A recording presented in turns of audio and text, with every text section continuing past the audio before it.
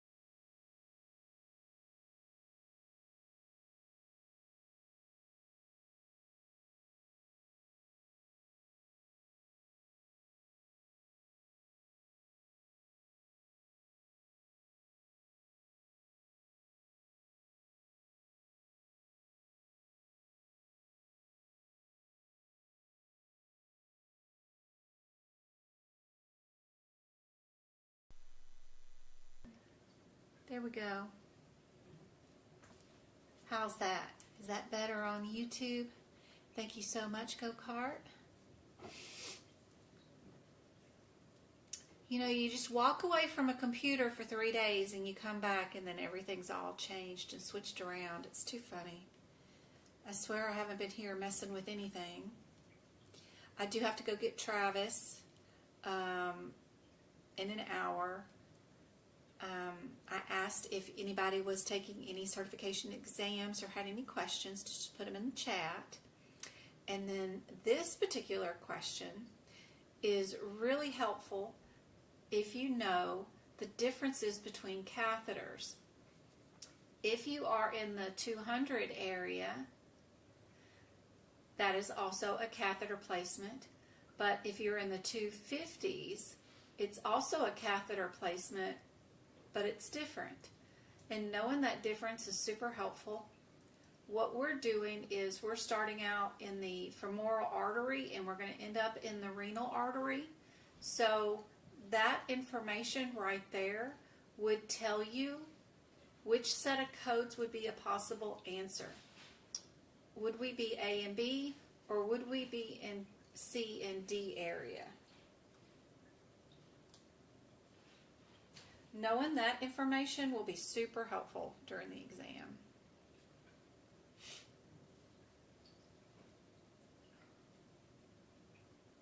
Cynthia, thank you for the gifts.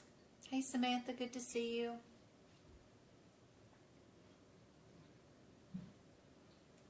Yay, I'm so glad it's better. The trip was great. It was long. I made a mistake and dropped off. Well, I didn't drop off, but we stopped off at a mall. And I don't know if I didn't realize, I mean, I'm a mom of boys, you know. I didn't know that that was going to end up being like a 5-hour ordeal, and we still had to drive home. Girls are different. They can actually, and I don't like to shop. I'll order it online to the house, but I'm not all about trying things on, and oh my God. And they didn't care because, you know, they had they didn't have to drive the 6 hours on the way home last night. But I'm sitting there looking at the watch going, oh my God, we still got 6-hour drive. I didn't know going to the mall was going to be such a thing. They said something about some sort of poodle skirt or something from Wicked that was supposed to be at Forever 21 store, and they were just going to go in there and look for that skirt, right? That's all we were going to go do. We found one, and it happened to be in this mall, and we went to the GPS location, entered in right at the area where Forever 21 was at, and good Lord, 3 hours later, they're upstairs at a different store, Hollister, whatever that is, and still not ready to go. Oh my gosh. Girls are crazy. Even Travis was like, oh, I'm ready to go.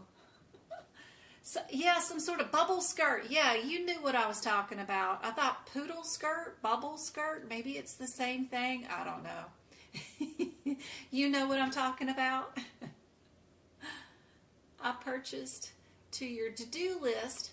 Do you have examples of the items to do on the list? I do. I probably got the bubble skirt. Yeah, bubble skirt. Like, yeah.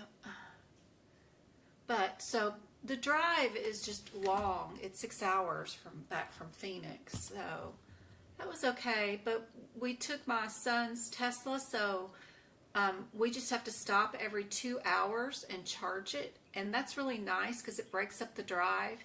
And it only takes about 10 minutes to charge for another 300 miles. But we get out and go to the bathroom and go inside the gas station, and, you know, that kind of breaks up the day, which makes it nice when you're driving back. Stretch legs and stuff. Why is that not coming on? I don't know why that's not coming on. I turned it on. Okay, let me add video capture. Yep, So if you're doing, sorry, TikTok's in the way here, the little camera thing. But if you downloaded my to-do list, it's like a $6 PDF. It says what to do. This is what we're talking about. Like a lot of the codes right here are either initial, second, or third. So I have different little highlights for that. If we're in the initial, but we're second, I've got orange. If we're initial third, we're red. If we're bilateral, we're orange. Everything aorta is circled in red. Selective has a blue squiggly under it. That's stuff that I like to mark up. Unilateral, bilateral, unilateral, bilateral.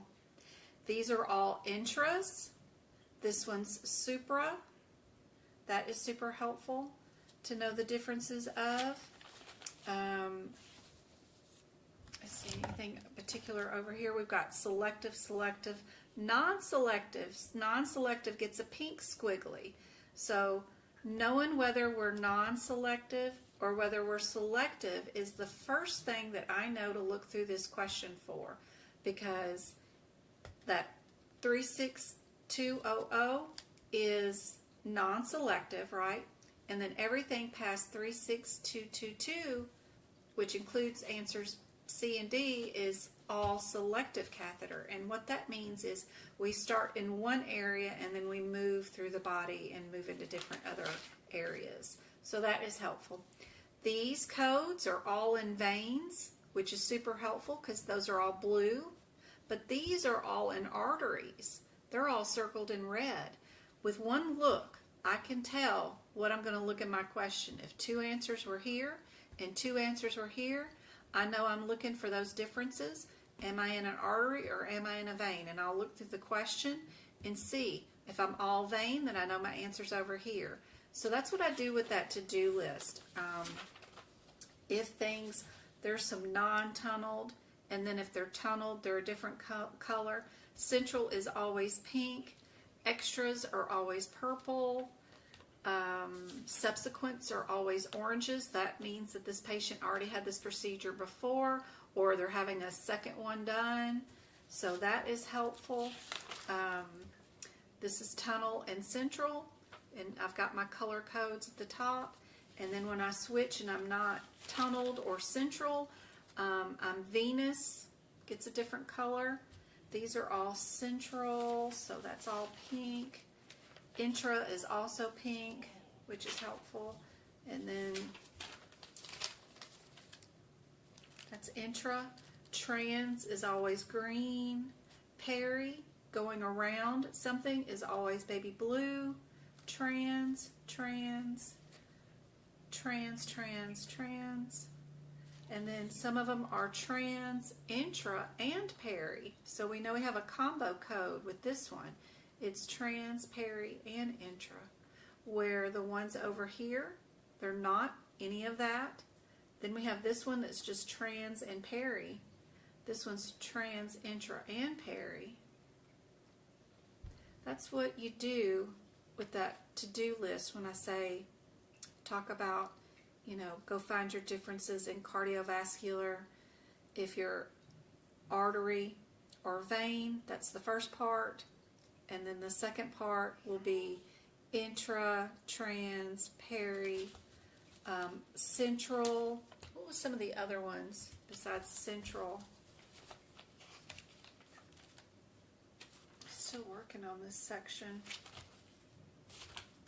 If we're not central, then where are we? Those are intravenous. Distal. So if we're not central, then we're definitely going to be distal. That'll get a different color code. These are all veins. These are all arteries. These are circled in blue. These are circled in red. That is super helpful. That is some examples of what I do. And then we've got our one-word differences. You know, this is only dealing with red blood cells. This is only dealing with platelets. This is only dealing with plasma. And this is just filtering the blood for immune disorders and immune issues. Siphoning that out of the blood, outside the body and then putting it back in. And then here, instead of filtering the blood, we're exposing the blood to UV light and some drugs to get rid of whatever we want to get rid of. So are we filtering or are we exposing? So that's our differences. Putting those differences down right before, so you know what's going on inside each code, is super helpful. All right, get rid of that. And then go back to our questions, maybe? Yes. So this is selective because we are going from one place and we're going to end up to another place. Plus it does say selective inside our question.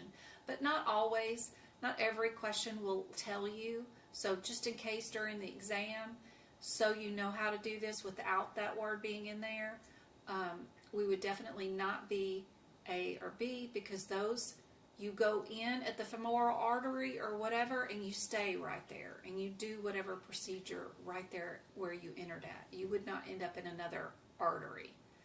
So those are non-selective. These are the only two that are selective. And then we just look up our differences between the 51 and the 53. Where is that at? 6-2. Back this way. Gotta move too far. 6-2, 5-1, and 2. Unilateral and bilateral. That's all. Did we do unilateral or bilateral? We've got left here. Did we also do the right? But the right was inadequately visualized.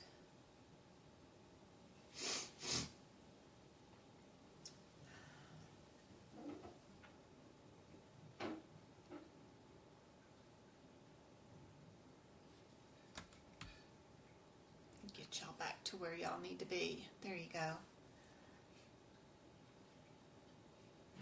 I see you sell CPT book prep for cardio. Does that include everything I need to know to pass? It includes the cardiovascular section, my notes, and the Appendix L. And it's my version of my notes that I use to pass the exam. It's what I think is useful for passing the exam. Now, can I guarantee you 100% you'll pass the exam with my notes? You need to know how to use my notes, right? Just writing this info in the books and not knowing why it's there and what that means to you during the exam is maybe not so helpful. I'm not sure. But having that one word written right underneath the code, that's, 80% of your issue right there, is knowing just that information and just looking through the exam question to see if that's there. But knowing that what I just explained to you about the differences between these answers, knowing that one is selective, one is non-selective based off of your little squigglies you put up underneath there, and that you know that that squiggly means you need to look through your question for that particular difference, that is super helpful. If you use my notes as they are intended, you cannot get the questions wrong. You just can't. Like this one right here, we know that we are selective. We're going from one vein to another. We know we absolutely cannot use this code. So then we just need to know, was our procedure unilateral or bilateral? And you just can't get the answer wrong as long as you use the notes as they were intended. This one was definitely C. It does take practice. And a lot of times when I'm tutoring people, they have my notes in the book, but they get so nervous, they forget to read what the notes say. They forget to look at them. They hyper-focus on the code and the descriptor, and they completely have tunnel vision and don't even notice any notes are there. And then they'll find out that the answer is wrong that they just picked, and then they'll look at their notes they have in the book after they get the answer, and then they'll go, you know, I have a note right here that says that. They just aren't utilizing the notes as they were intended. You got to practice with them.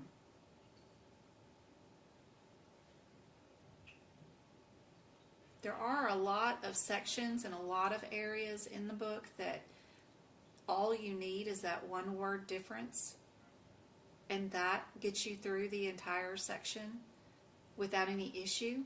But some of these different areas that are more intricate, like knowing the differences between supra, distal, central, extra, some of those you got to learn how to do the highlighted part first and then your one word difference. So look for your different color code inside the CPT code descriptor in your question first. Filter out the available answers based off the highlighted area, and then do the one word difference that's underneath the remaining answers. But that's it. It's not hard. I wish I had these notes when I took my certification exam for sure. Are we doing an ER visit, or are we doing just a procedure? That's what this question is talking about, or seeing if you know the differences.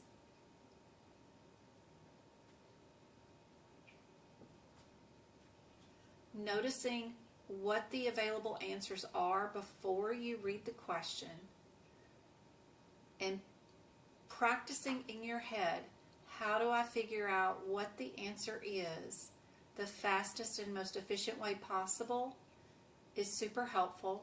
So the first thing that I see when I look at these available answers is thinking about, am I going to bill an ER visit, or am I just billing procedures?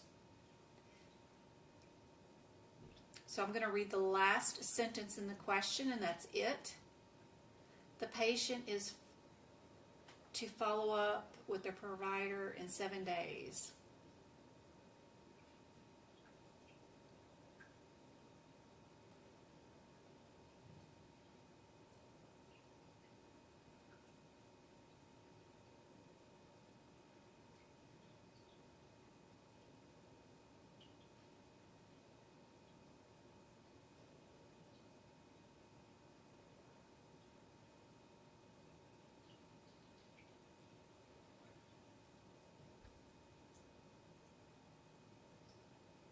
I've seen this one answered a couple of ways, a couple of times.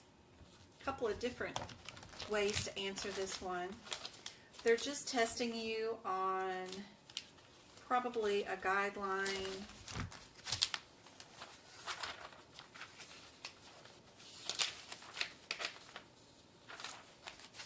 In your musculoskeletal section.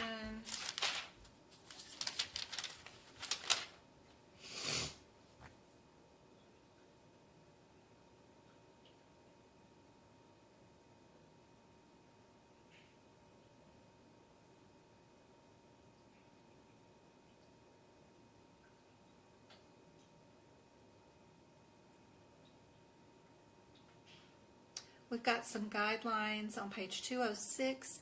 If you are in the 2025 CPT book, they're on the first column. If ER, the patient gets a reduction and a realignment of their bone by the ER physician and a brace, what are we going to bill? What do you guys think? Thanks for the follows, guys. Thanks for the heart me. Yeah, if you have YouTube, I am streaming live on YouTube, which is a much better view. It's the same name, medicalcodingbyjen.com.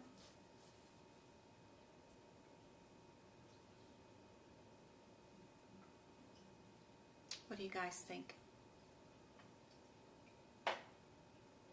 They did an x-ray and a brace.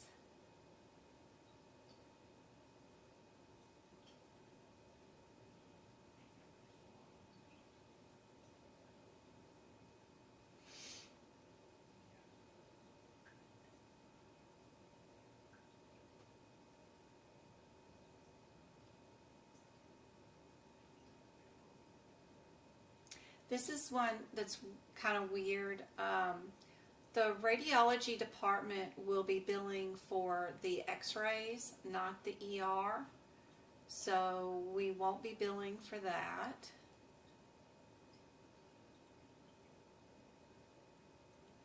It says here that they did a level 3 visit, so they must have done history, physical exam, listened to their heart, went over their meds, whatever else was going on, did not just focus in on just the shoulder alone. So the only answer with a level 3 is our answer A. And we just bill the manipulation at the end. X-ray is billed by the facility. So the hospital will bill for the radiology, and because this doctor did not read the report and give their own opinion, you know, that will come from the physician that read the radiology report. Yeah, that won't be billed by this physician.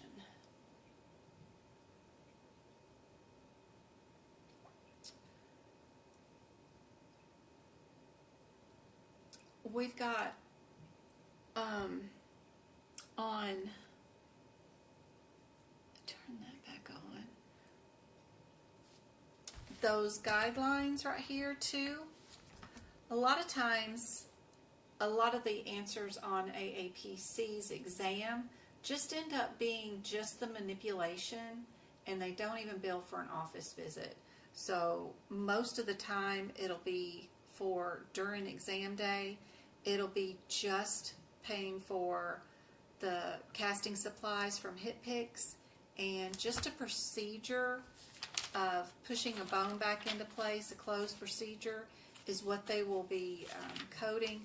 They don't do the ER visits like this question. This one's more of an ahima one. So it's just one that's not usually part of AAPC. This one, anesthesia. Be sure to get those anesthesia modifiers moved over to the anesthesia section. They're going to look like this. They're going to start with AA and go all the way down to 74. Those are super helpful to move over to the anesthesia section. Even though they're not part of this question, that is my best advice for anesthesia. It's great. That way you don't have to utilize the HipPix book during the 4 questions that you have for anesthesia. We've got 3 codes that are in the 9-10 area. So let's go there. 00, 9, 10. That's anesthesia for a urethra procedure, NOS, not elsewhere specified. Is that what we did today?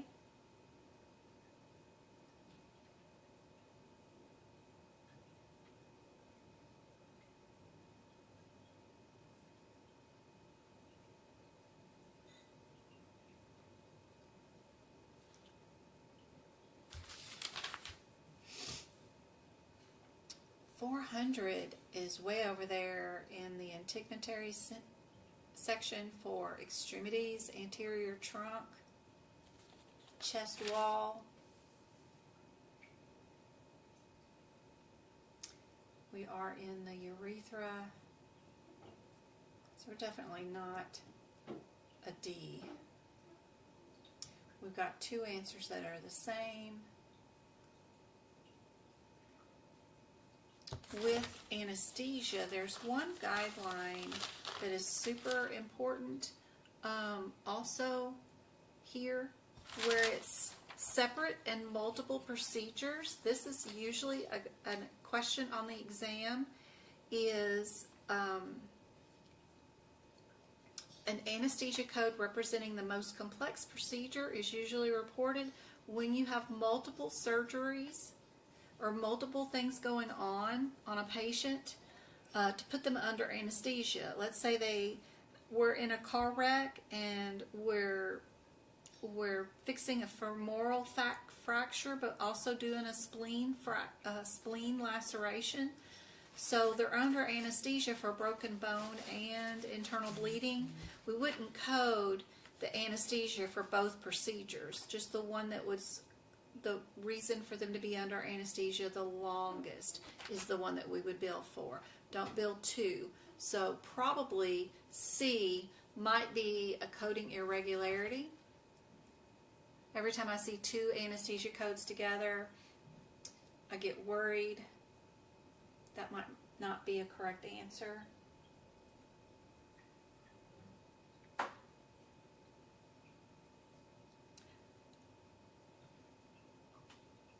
Steelers, thanks for the rose.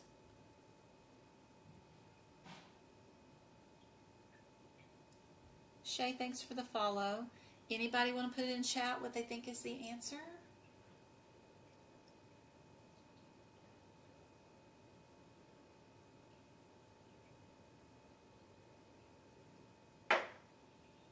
Bladder is mentioned twice in here. So our answer is B. If you see that 00912 is for bladder, specifically bladder tumors. So be careful. A lot of times you do not pick the NOS for anesthesia. Anytime any of the codes, a possible answer says not otherwise specified in anesthesia specifically.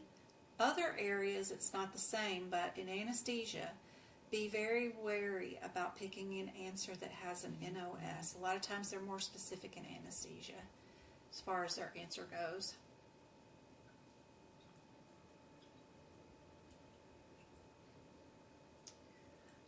Oh, these 298s. They're the devil. 298, 22, and 24 are the closest numerically. I'm only looking at these codes. I don't care about what's going on back here. Focus on getting the first answer correct, because everything else it doesn't matter. As long as you get the first answer correct, everything that comes afterwards is gravy. The two that are numerically the closest is B and D. So I'm just going to go look and see what the differences are in those two code descriptors. 29824 is what? 29824.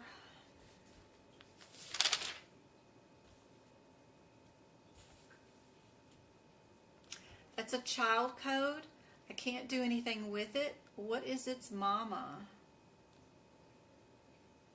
29824. Its mama is 298. Is it 06? 06? Okay. Same thing for 22. It is the 06 code. That's mama. Both of them are scopes, surgical, in the shoulder. Is that what we did today? Are we in the correct spot for today? Yep, we got a shoulder. We did a diagnostic scope. Perfect. So what's our differences between our 22 and our 24? 24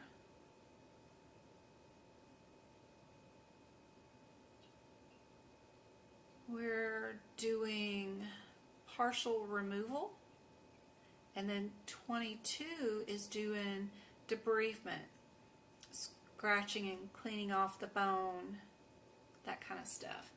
So we need to see if we removed part of the clavicle bone. Did we? Let's check out our example. Right here, they did do an excision.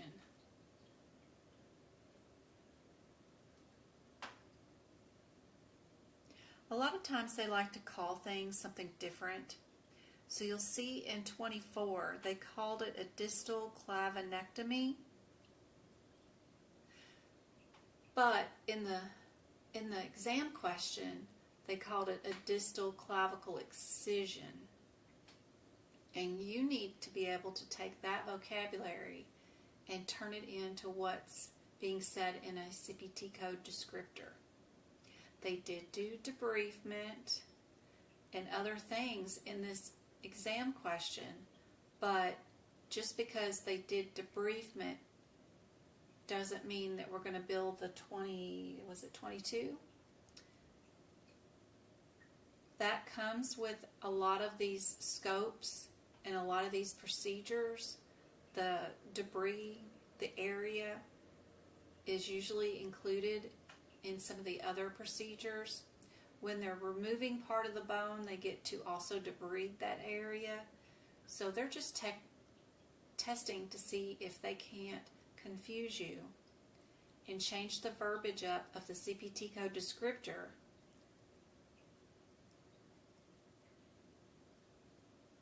enough to get you to pick the wrong answer.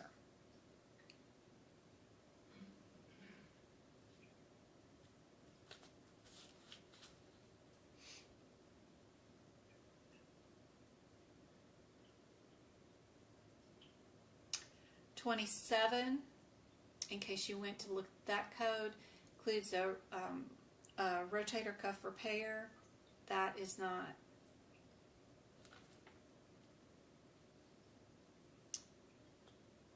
And then the other one was 29805,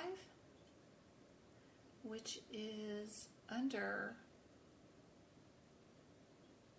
a different scope.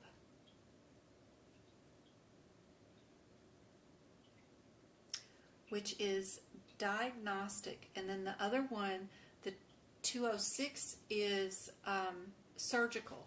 So they're wanting to know, do you know the difference between a diagnostic scope or a surgical scope? Because all of these are under surgical scopes. And so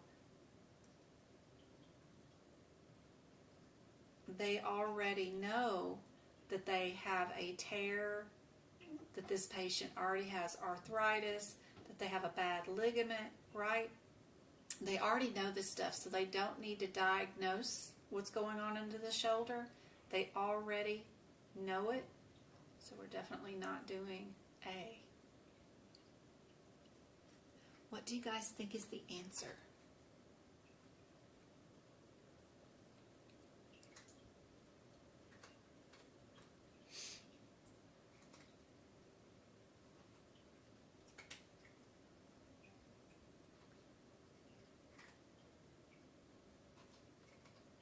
They even did remove some barnacles off the bone.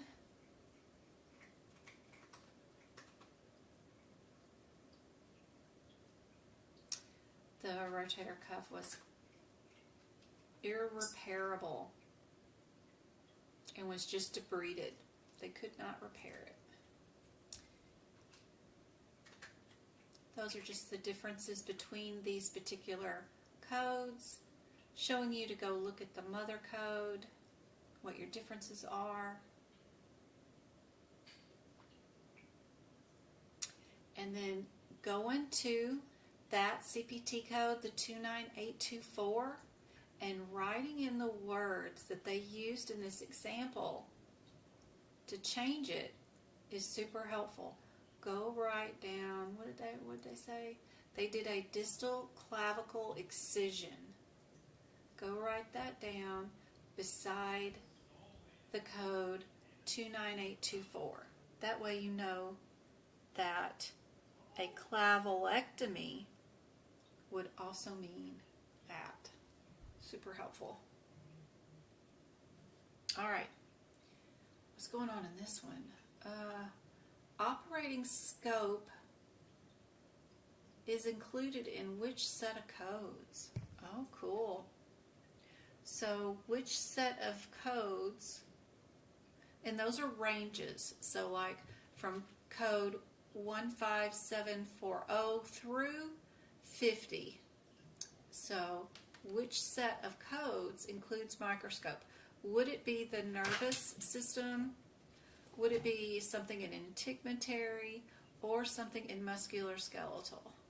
Which one includes microscopes?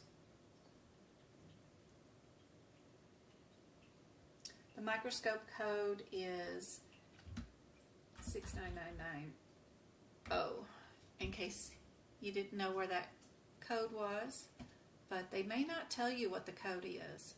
They may just give you some information like that.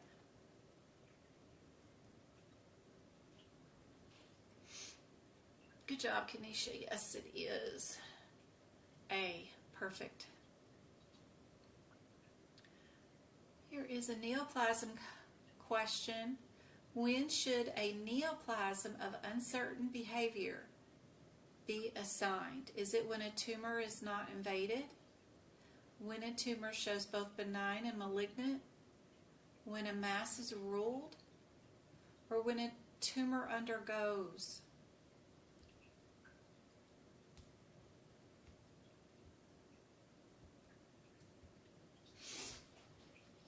I haven't thought about it, Erin.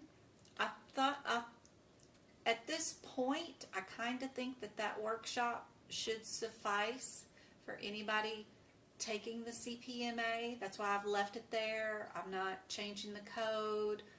I'm going to leave that there. I'd have my CPMA notes that you can physically write into your CPT book that I used to pass my exam, all in one little download that you can download.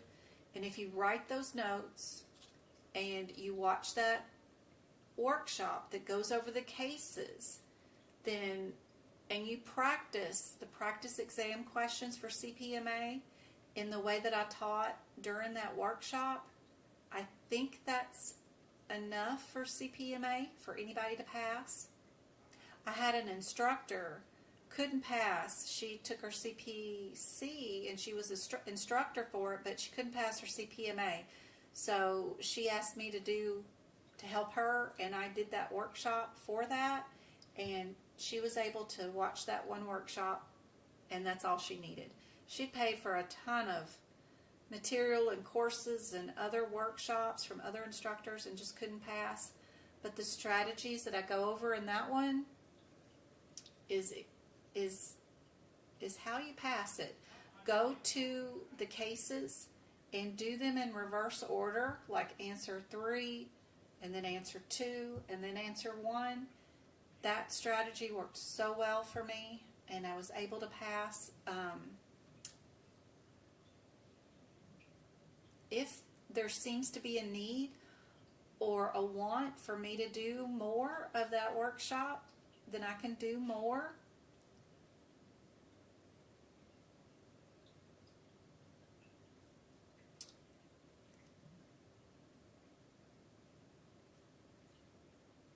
It would probably end up being more like individual section, like if you can't pass the chemotherapy infusion section of the exam, maybe do another workshop only dealing with those cases. Something like that that's more in depth for a particular section, but I don't know. If I need to, I will. Thank you. I bought your CPMA study guide and watched the workshop. It helped a bunch. Yeah. So transfer those notes. In my CPMA exam, they asked the question about the stamp, and one time the answer was no, it's not approved. And then they had another question written a different way where it was approved if the doctor has an ADA, right? So they asked the same question twice, but two different correct answers. It's really kind of funny. But the way I write my notes, I just write the question part of it, sort of, kind of, like if your question is dealing with, I don't know, whatever that subject is, this is the answer that you're looking for, is the reason for the different color. So, like right now, I'm preparing my notes for, whoops, wrong one, for the instructor exam. So I know they ask questions like PMCC license. The answer that I would be looking for is 5 for that question. If a PMCC gives a discount, how much is the discount? $74. Proctor site agreement needs to be signed.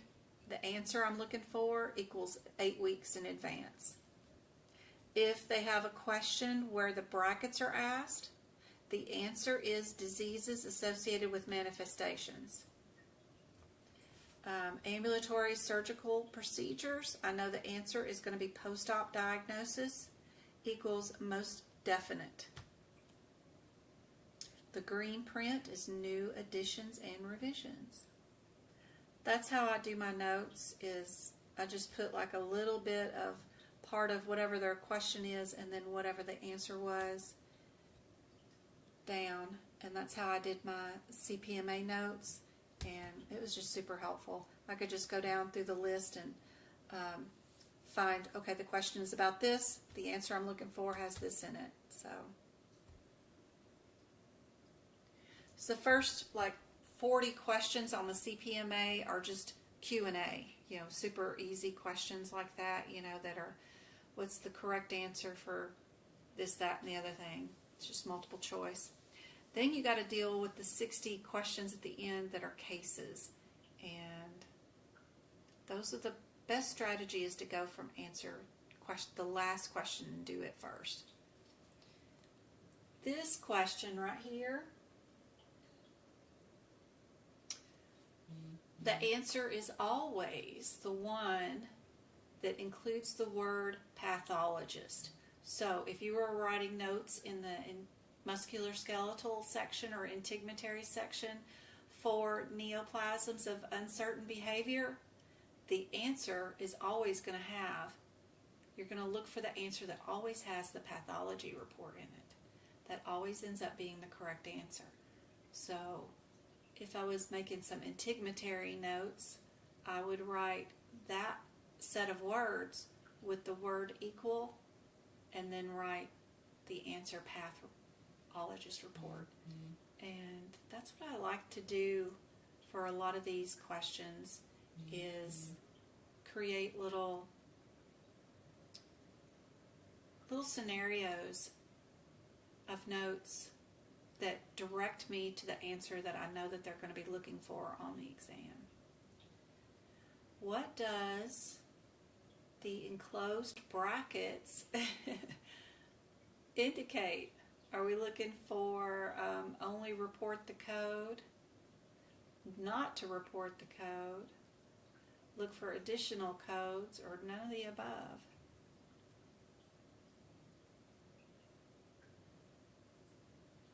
Yes, tutoring is at my website, medicalcodingbyjen.com. Just go to the tutoring tab.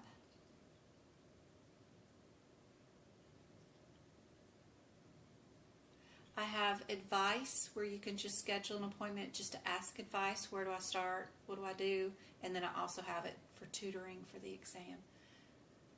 What do you guys think is the answer for this one?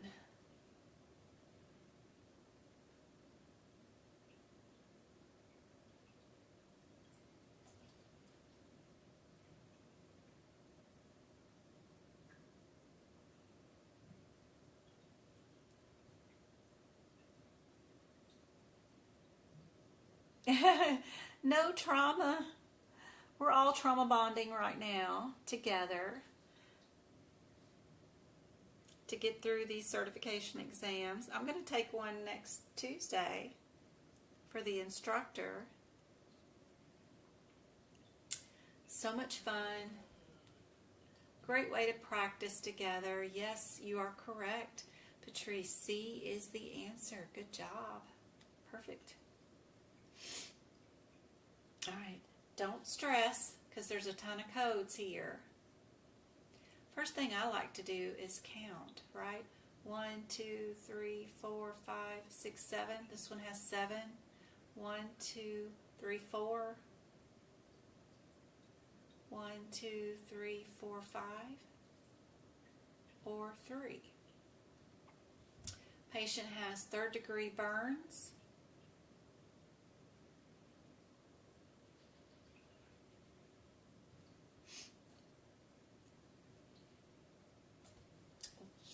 What would be the correct answer for this one?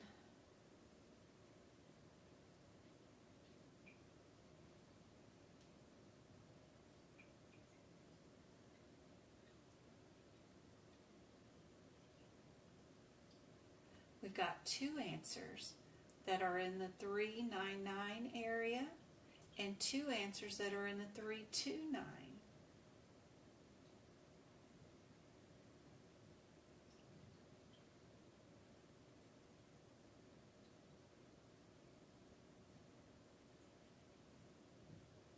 It's probably unlikely we would have A as our answer. That's just a lot of diagnoses.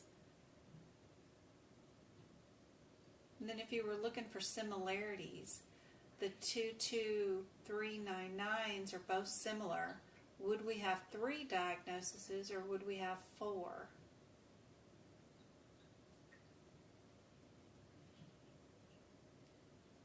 This gets a diagnosis.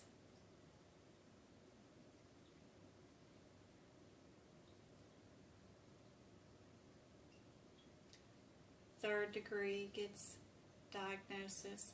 2nd degree gets diagnosis.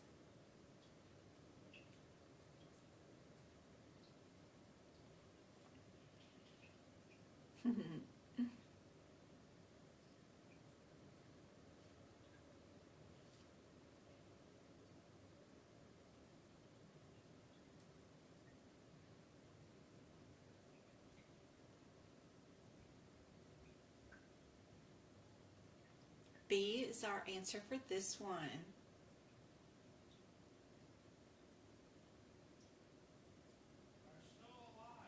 Back in the 299 area, 298 area, let's go see what our differences are real quick.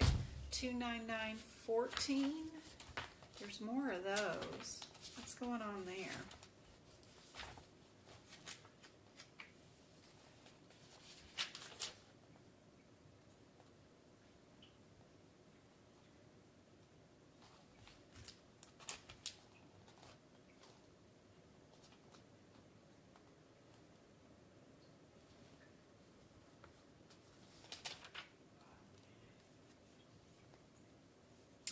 So those are children code. We can't do nothing with those. Where's its mama? Its mama code is 29861. Did we do that? And our 29861 is its own mama.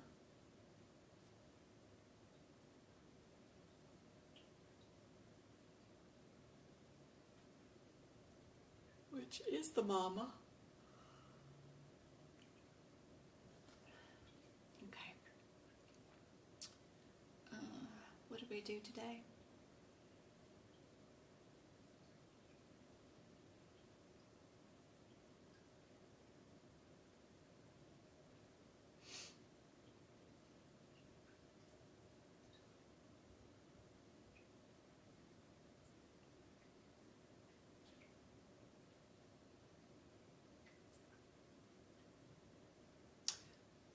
Unlimited repair, drilled some holes.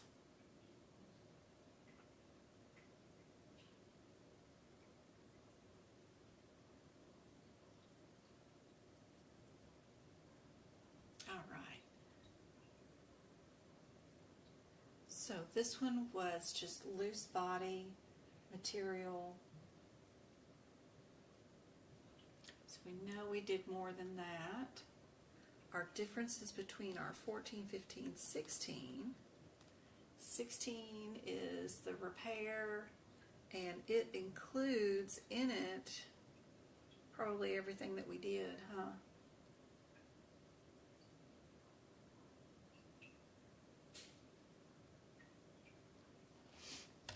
So I would probably pick C. What do you guys think? Because the 14 and 15, one of them's a femoroplasty, one of them an ace. And yeah, we were doing stuff there, but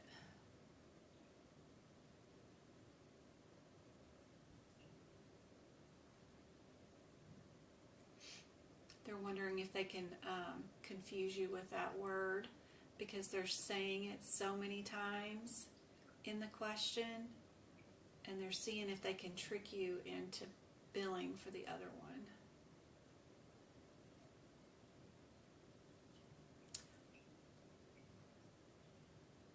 Coding is very different than the test. The test is already coded for you.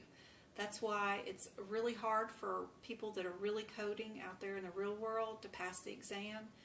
Is the exam is already coded. You just need to be a good exam taker and be able to pick out the correct answer. And that's where I come in play. All right, are we a 4-3-2 or a 4-3-1? Where are we at? What's going on? We've got this 4-9 code in two of the answers. 4-3-2.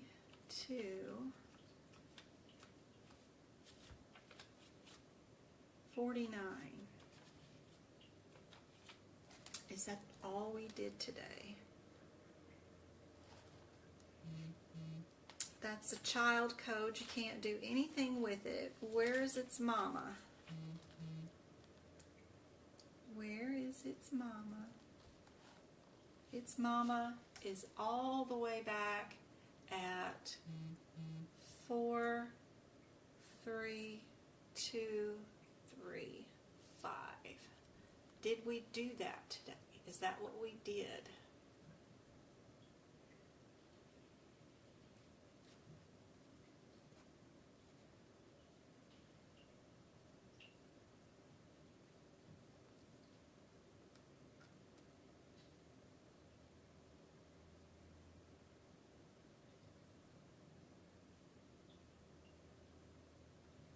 See how they're not naming the procedure. They're not saying what they did. They're describing the procedure.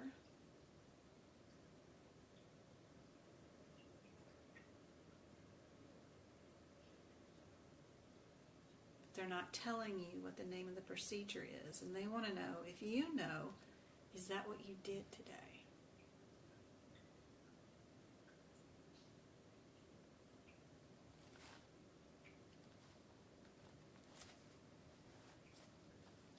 Would you combine this code with that code, with their children code? No.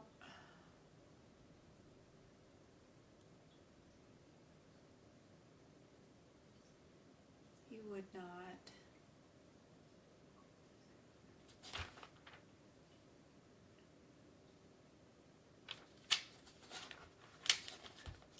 '81 is under a different procedure, which is an ERCP.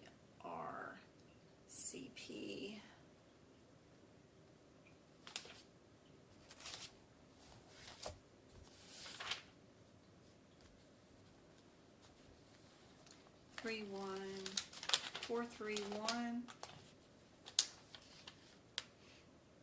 95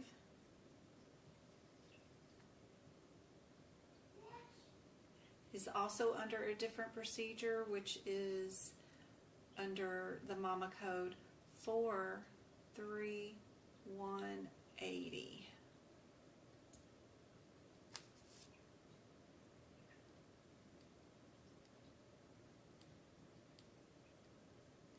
And they want to know, do you know the differences between those two codes technically for this question? Do you know that you can't combine those two codes?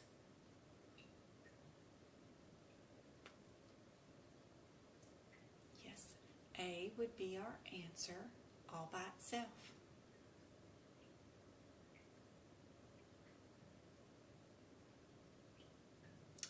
Learning how to tell the differences between the procedures based off the mama codes, knowing that this is what this is compared to the other set of answers, which are under this mama code right there, and then the other set of codes, which is under this header.